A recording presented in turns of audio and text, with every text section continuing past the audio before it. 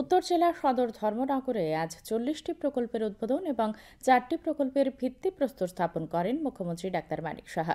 তিনি বলেন, প্রধানমন্ত্রীর দিশায় রাজ্য উন্নয়নের পথে চলছে।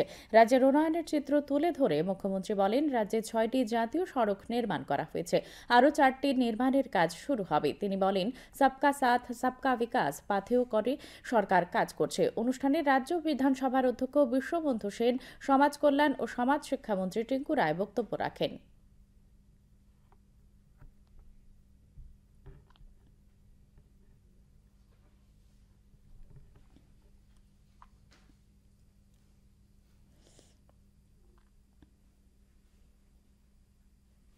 আজকের দিনটি একটি উল্লেখযোগ্য দিন, এটা বলার অপেক্ষা রাখে না।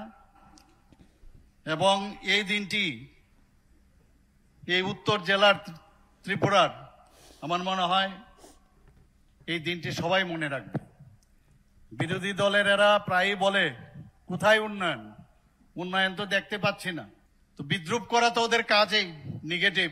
আজকের দিনে আমি সেটাই বলবো যে উনারাই আসুক, এখানে এসো, দেখো কি ধরনের উন্নয়ন আমরা এখানে করেছি বা এখানে করতে যাচ্ছি। আমরা শুধু এখানে না, এই উন্নয়ন সারা ত্রিপুরাতে আমরা সেই উন্নয়নের, যিনি আমাদের দিশা দেখান, যিনি আমাদের রাস্তা দেখান, আমাদের যশস্বী প্রধানমন্ত্রী নরেন্দ্র মোদীজি, সেই পথে আমরা চলছি। আমাদের ত্রিপুরা এখন সামনের দিকে এগিয়ে যাচ্ছে। আমরা আগে শুধু বেস্ট যে পারফরম্যান্স স্টেট হিসাবে ছিলাম, এখন ফ্রন্ট রানার হিসেবে আমরা কিন্তু আমাদের ত্রিপুরা স্টেট হয়েছে।